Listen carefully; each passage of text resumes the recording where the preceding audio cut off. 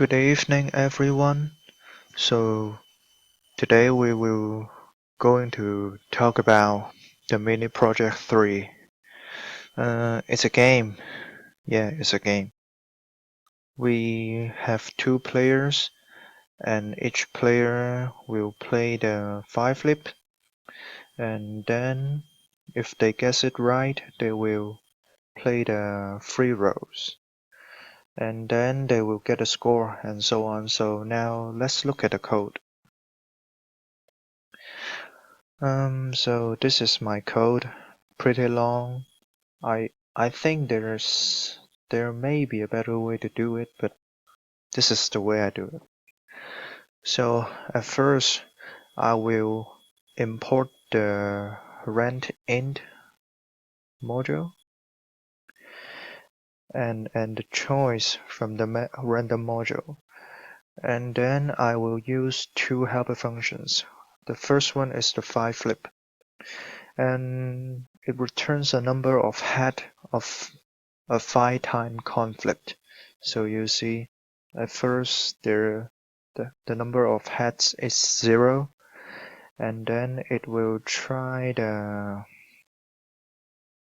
to take random numbers from 0 to 1, and when the flip result equals 1, which means the coin is the heads is on the upper side, then the number of heads will equals 1, and then at last it will return the number of heads. And the second one is the second helper function is the 3row. So it will have a list that at last will return a list of result of 3 dice rows. So from maybe 1, 2, 3, 3, 4, 5, or something else. And then this is my main function. I call it game. So at the beginning, I will set P1 to 0 and P2 to 0. And this is the total points of the two players. And I will set this dummy variable rounds to record how many rounds did we play, I mean. And then I will use a record file to record every event in this game. So this X represents P1 and P2, and then I will use the select a player and the choice in the random module to choose one player to start first. And for every print statement in this function, I will copy and paste it in the next line in order to write it in the txt file. I think this is not the smart way to do it, but this is the only way I know. Maybe I can improve it later. So I use a while loop while the P1 is less than 100 and the P2 is less than 100. So if any of the player gets more than 100 points, the game will stop. I know the requirement says there should be, let me see, 1000 points or more, but it's the same. I just want to save some time here because I only have 15 minutes.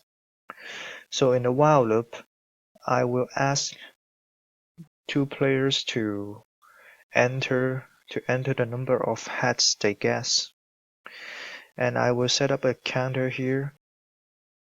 So when each time both players played their round, the function will ask them to re-guess the number of heads. So like every 2 rounds, the function will ask them to re-guess the number of heads. So while counter is less than or equals to.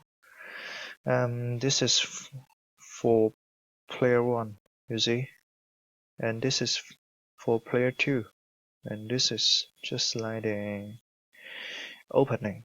It says the player 1 chooses what and the player 2 chooses what, and these two lists will record the number of heads of 4 times of 5 flips. So I use a if boolean here. If select the player equals -1, which means this is player 1's turn. And then I will add up the rounds.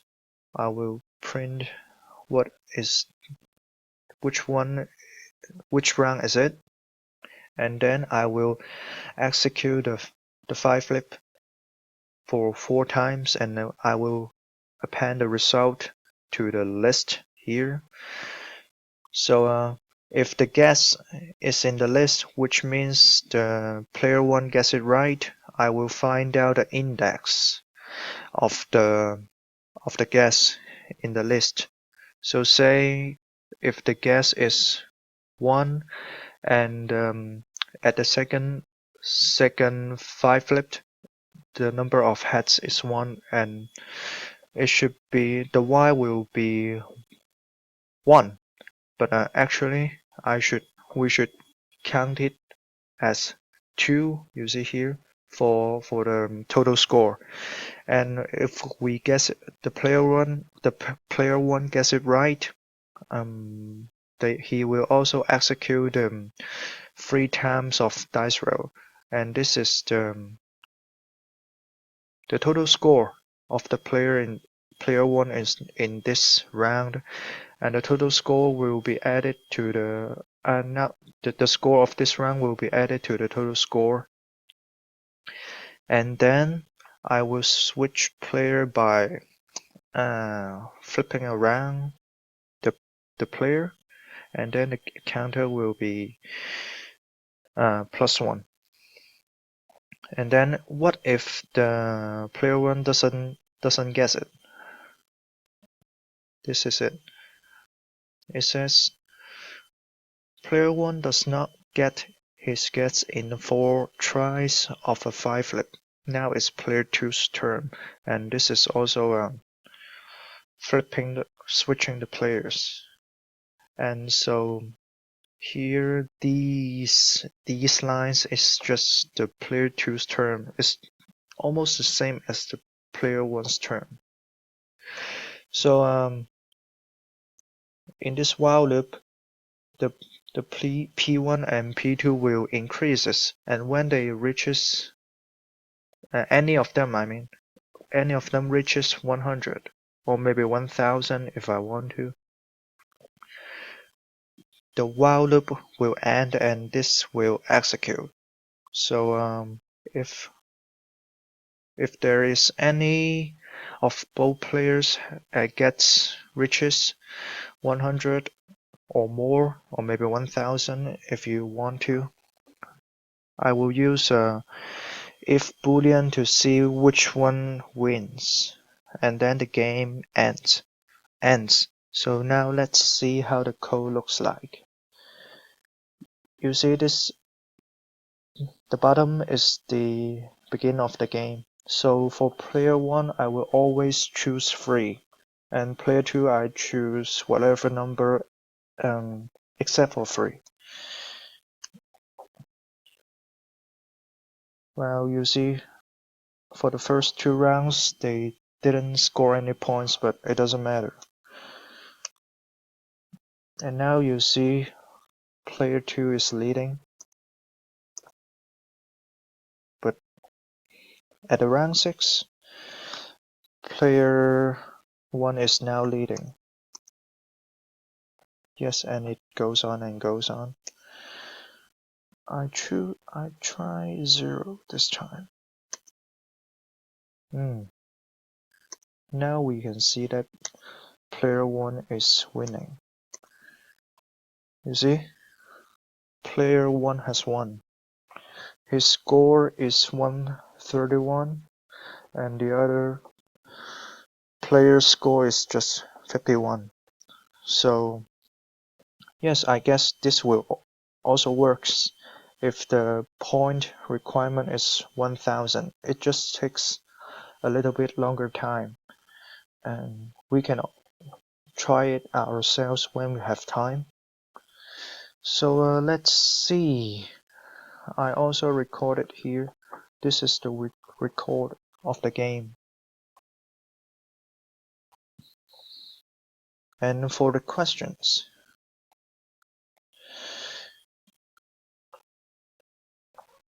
what end did I choose? What end did the other player choose? Well, I as P1 always choose 3, and I choose any other number I want for player 2. And who won and by how much? Well, at the other run I won by 89, but at this time, let me see, I won by like 80. Yes, 80. What is the difference in game scores at the end? I think it's just the same as the previous question. Is it 80? Is there a winning strategy for this game? If so, describe it. I think there is, and I think the winning strategy is to always choose 3 for the 5 flip. As you list a table of possibilities for a 5 flip, you can find out that the possibility of getting 3 heads is the biggest one. Please look at here. I make something like a table to list all the possibilities of the 5 flip, and I found out that the possibility of 3 is the largest. So if I choose 3 each time, I have the biggest possibility to get points, and I think it's the safe way to win. And I think that's it. Thank you very much. Thank you for watching.